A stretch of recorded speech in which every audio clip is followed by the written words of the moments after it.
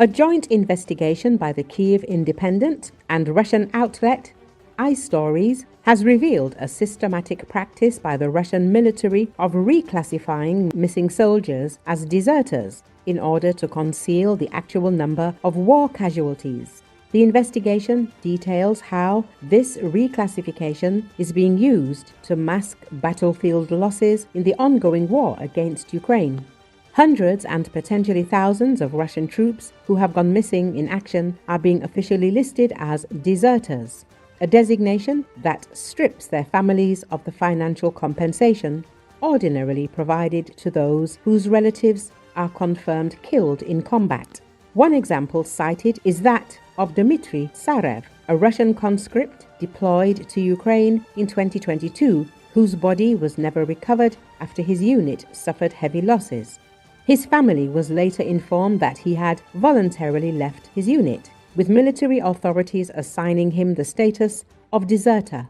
They told us Dmitry ran away, but that's impossible. He was proud to serve, Tsarev's mother told iStories.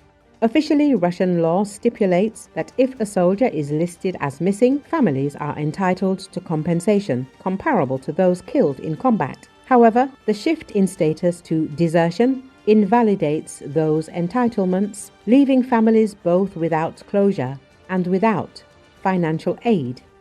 Human rights lawyer Pavel Chikov from Agora noted, by classifying missing servicemen as deserters, the Ministry of Defense not only relieves itself of financial obligations, but also erases these deaths from the statistics. The investigation also cites an increasing number of cases where soldiers vanish after being deployed to high-risk zones such as Bakhmut or Avdiivka. Instead of being declared missing or presumed dead, they are being expunged from official records or labeled as fugitives, which also hinders identification efforts by independent organizations. The reclassification policy has also had legal consequences.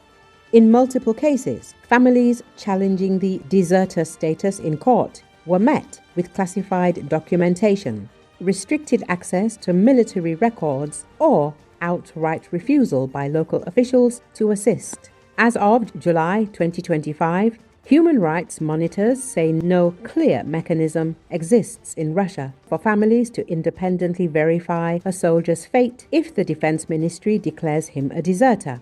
This legal void continues to deny thousands of relatives both truth and accountability. Meanwhile, it was reported that Russia's 41st Army is facing collapse, with leaked internal documents indicating extremely high figures of missing and deserter-designated servicemen. For example, one brigade reported nearly equal numbers of personnel listed as killed, missing, and deserting, illustrating the scale of reclassification used to mask casualties.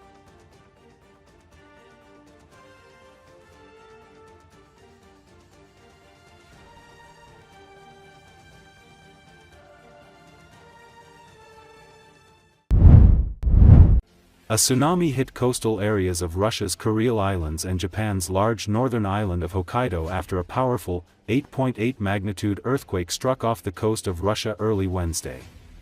Warnings are also in place for Alaska, Hawaii, and other coasts south toward New Zealand. According to Associated Press, Hawaii Governor Josh Green said data from Midway Atoll, which is part of the way between Japan and Hawaii, measured tsunami waves from peak to trough of 6 feet. He said waves hitting Hawaii could be bigger or smaller and it was too early to tell how large they would be. A tsunami of that size would be akin to a 3-foot wave riding on top of surf, he said. He told a new conference that a wave that size could move cars and throw fences around.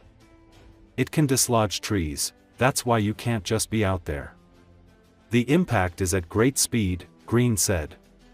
Any structure that gets loose and strikes the individual could take them out. And people can drown quite easily with the force of that kind of wave.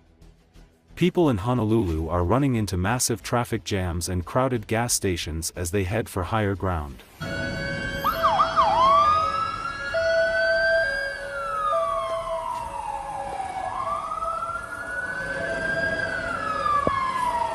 We decided to go to elevated ground, and it's kind of just where it's taken us so far. We've passed a couple other gas stations that you can't even get in them.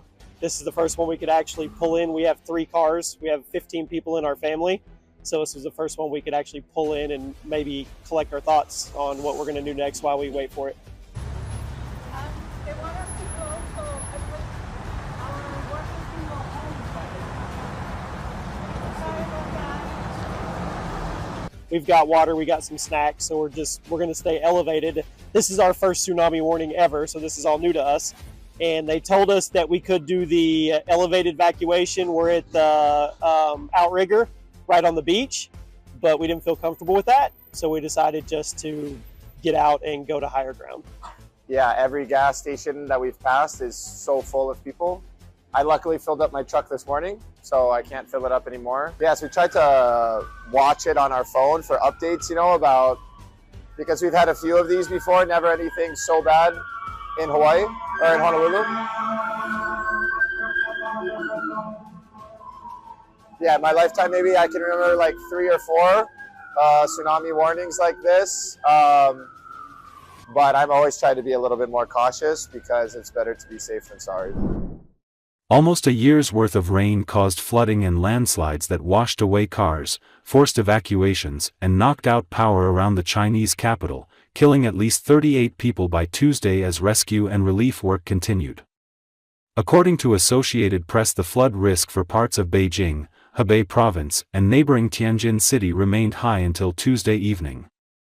State media broadcast footage of muddy waters rising into homes in rural areas and rescuers carrying an injured person on a stretcher and searching on a damaged road. Premier Li Chang said the heavy rain and flooding in the hard-hit Beijing district of Miyun caused serious casualties, and called for rescue efforts, according to the Xinhua news agency. The Beijing Daily, a state-backed paper, reported that the city had received 54.3 centimeters of rain in the last 4 days, which is just a bit short of the 60 centimeters the city receives annually in a year. The storm knocked out power in more than 130 villages in Beijing, destroyed communication lines and damaged more than 30 sections of road. More than 16 centimeters of rain fell on average in Beijing by midnight, with 2 towns in Miyun recording 54 centimeters of precipitation, the city said. Heavy flooding washed away cars and downed power poles in Miyun, an outlying district that borders Hebei's Luanping County. More than 80,000 people have been relocated in Beijing, including about 17,000 in Miyun, a Beijing city statement said. The city government said 28 people died in Miyun and 2 others in Yanqing district Monday. 4 additional people in neighboring Hebei province were discovered dead Tuesday, state broadcaster CCTV reported, after 8 people were said to be missing after a landslide in a rural part of Luanping County in the province. Authorities had found 4 of the dead Monday. Emergency rescue teams said more landslides occurred in the same region Tuesday, although they did not report any further casualties. Uprooted trees lay in piles in the town of Taishitan, about 100 kilometers northeast of central Beijing. Streets were covered with water, with mud left higher up on the walls of buildings.